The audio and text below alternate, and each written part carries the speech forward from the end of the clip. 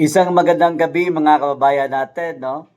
Magre-react lang tayo dito sa video, no, na ipapakita ko sa inyo mga kababayan. Kasi nga, ang dami pong nagtatanong, ano na nga ba nangyari kay Bongbong Marcos? Nasaan yung Pangulo natin at bakit no-show siya sa public events? Ha? Oh, ito namang si Claire Castro, sa kanyang mga press con, ang sabi niya, okay lang daw ang Pangulo natin. Ha? Nag-under medical treatment daw. Oo. Kasi nga merong nararamdaman yung pangulo natin. Pero ayon dito sa video mga bayan, ayan, pakita ko lang sa inyo. Yan, tingnan natin. Ayon ito sa balita, no? Dito ka sa Real Enlighten. Ayan, tingnan natin. Dito some reporters saying the president's acute diverticulitis has deteriorated severely due to drug use. Nagkaroon din umano ng cyst and showed clear sign of perforation which could lead to a life-threatening complication if not addressed immediately. How true is this, ma'am? Anong source natin yan? May mga survivor lang po, ma'am, may mga nakareceive po sa iba sa amin from a unknown number. O kung unknown number yan, di unknown din ang source niyan. Tama. So kung unknown ang source niyan, so malamang gumagawa ng kwento yan. Mhm. So huwag natin masyadong paniwalaan ng mga kumakalat sa social media nang walang hindi verified at walang ibang source. Yung kumalat po ay unknown source. Mayroon po akong source, doktor po ito Agoy! sa St. Luke's. So, siguro naman po ay credible ito. Though hindi ko siya pwedeng pangalanan for the obvious reason. Pero hindi po ba mas makabubuti kung magbigay na lamang po ng medical bulletin Yun. ang mga doktor ng presidente para malaman po ng taong bayan yung tunay niyang kalagayan, since nag-aalala po ang lahat para sa kanyang kondisyon dahil siya po yung ating ama ng bayan. Kung doktor po yan ng St. Luke, siya po ba ang doktor ng Pangulo? Hindi po tayo maaaring magbigay ng anumang opinyon kung hindi naman manggagaling mismo sa doktor ng Pangulo at hindi manggagaling sa Pangulo.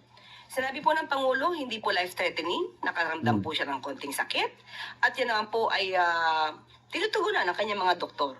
At ngayon po ay nakikita natin siya sa iba-ibang activities katulad po ng oath-taking sa harapan po mismo ni General Nactates, makikita at naka-attend pa po siya ng ADC. Halos umabot po yata ito ng 2 oras. So, hindi po tayo makakatugon sa mga source na hindi nababanggit kung kanino galing. Yung medical Ayun. bulletin from the doctors themselves po, hindi pa pwede mas makabubuti kung sila na mismo ang magbigay ng medical bulletin. Ayun, ulitin na natin mga kabayan, ulitin natin. Nakita nyo si Auntie Claire Castro na uutal-utal? Mayroong source eh. Ha? Galing mismo sa doktor diyan sa St. Luke's Hospital. Pero hindi na pinangalanan ng isang reporter na to. So, ibig sabihin, reliable yung source, ha? Auntie Claire, reliable yung source kasi nga galing mismo sa isang doktor diyan sa loob ng St. Luke's Hospital. Oo. Ngayon, makikita mo sa Auntie Claire Castro, talagang pinaglalaban pa din niya na yung presidente niya ay okay pa. Pero, natural naman kasi na dapat malaman ng taong bayan, Auntie Claire, kung ano talaga yung totoo. Kasi nga, kailangan siya na. Kailangan lang isang bangag na presidente sa bansang Pilipinas. Ikaw naman, ulitin natin mga bayan, ha? Pag-use, nagkaroon din umano ng cyst and showed clear sign of perforation which could lead to a life-threatening complication if not addressed immediately. How true is this, ma'am? Anong source natin yan? May mga survivor lang po, ma'am, may mga nakareceive po sa iba sa amin from a unknown number. O kung unknown number yan, di unknown din ang source niyan. Grabe, ano? Unknown ang source. Grabe, no? Kung unknown number, edi unknown din yung source niyan. Sinabi nga, galing mismo nga sa Viber, no? Alam naman mga reporter, meron talaga yan silang mga contact dyan sa loob ng St. Luke's Hospital. Pag mga reporter, mayroon yan. Oo. Tuloy natin. Yan, so malamang gumagawa ng kwento yan.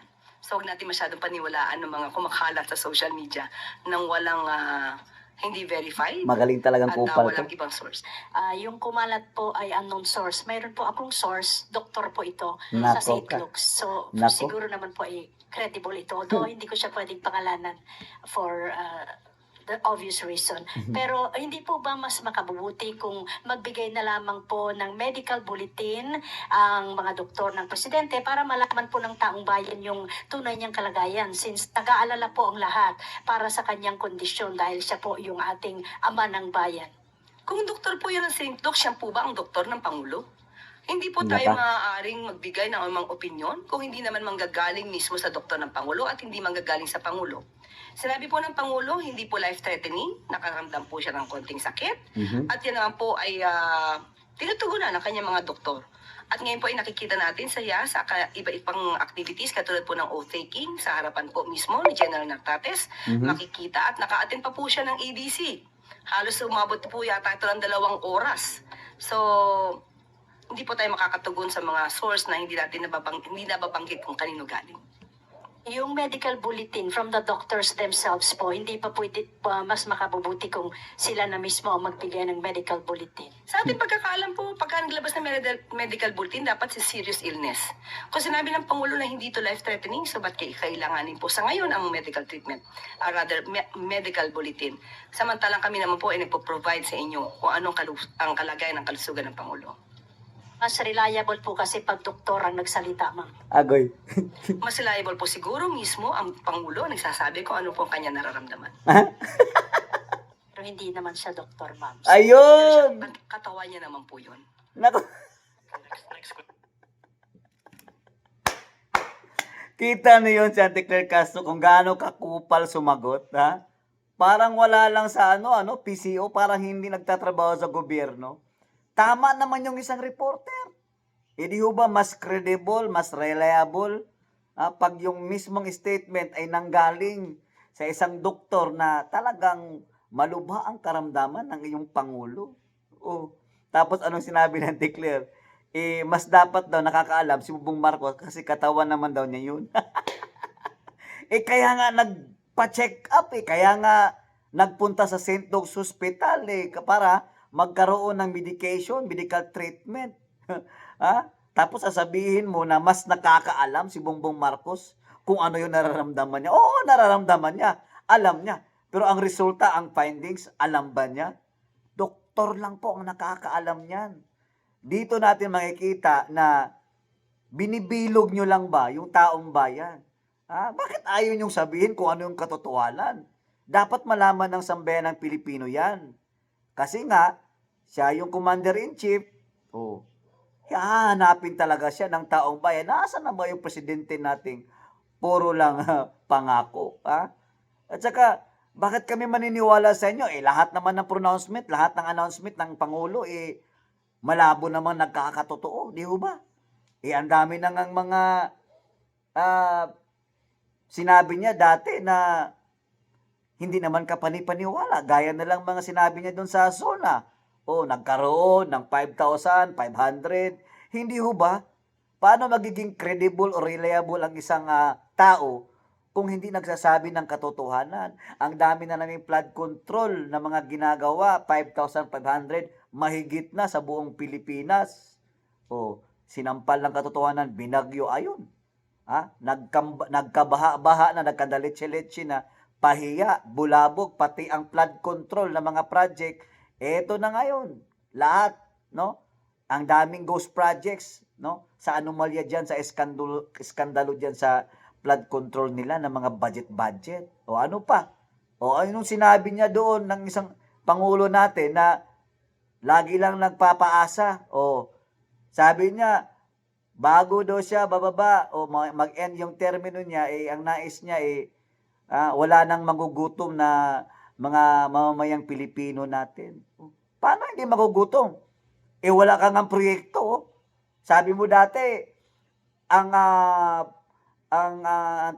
gusto mong mangyari ay magkaroon ng build better more para makapagbigay din ng trabaho sa ating mga kabayang walang permanenteng trabaho para mayroon silang mailapag na pagkain sa kanilang hapagkainan. Pero ano nangyari?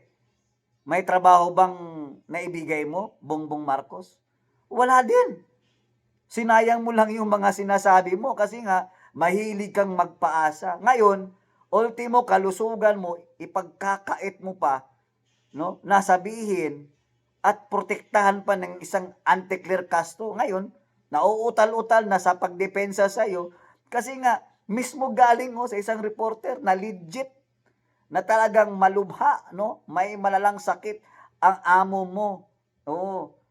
Ayon sa kanyang reliable source na hindi dapat sabihin kung sino mang doktor yan. Pero, totoo ang balita na talagang may malubhang karamdaman. Ikaw naman, Auntie Claire Castro, pati ba naman reporter, bibilogin mo lahat nandyan sa harapan mo. Ang nais lang naman malaman ng taong bayan, kaya nga may mga media, para makapag-report kung ano ba talagang update sa ating Pangulo. Kasi importante po yan Hindi po pwedeng malfunction yung Pangulo natin, kailangan. Sa bagay, dati naman malfunction na yan Di ba? Wala na nga nagagawa, puro na lang, anong tawag nito? Yung gobyerno niya ngayon? Wala na tayong direksyon pa sa mga, yun bang, pag sinabing gabinete niya, gumagalaw. Wala Na-stuck tayo dyan sa DPWH, sa skandalo sa flood control projects. Pero walang nagagawang trabaho. Mantakin nyo, ang laki-laki po ng budget ng DPWH. Pangalawa po yan sa DepEd na may taon-taong budget. Tingnan nyo nga kung mayroong bang nagawang malaking proyekto ang DPWH this year. 6 trillion din yung pondo nila Last year, yung GAA sa 2025. 6 trillion din yun kung hindi ko nagkakamali. Ang laking pondo ang inilagak sa DPWH. And yet, pati ang budget sa classroom or sa mga silid-aralan, nandyan sa DPWH, pinundo. Ang tanong, ilan lang ba classroom ang nagawa nila sa isang taon? 22 lang. Kita mo yun? Nasaan ang pera? Saan yung ginamit? Tapos ngayon, i-deny nyo pa na lala yung korupsyon ngayon? Hindi nyo pa aaminin yung sinabi ni Saldico na mali-malitang korupsyon na kinukuha ninyo sa pera ng taong bayan? Hanggang ngayon, wala pa rin tayong nakikitang totoong hustisya o resulta dyan sa iskandalosong mapanira sa bansang Pilipinas ang flood control projects. Yung anumalyang korupsyon dyan. Hanggang dito na lamang mga kababayan. Abangan na lang natin kung ano yung next kwento ni Auntie Claire Castro. Baka nga, siguro hindi pa siya aamin kung anong karamdaman ng Pangulo natin. Antayin na lang natin yung mag-aagaw-agaw na ba? Baka siguro, ganoon pa yung gusto niya, mag-agaw buhay na bago pa siya aamin.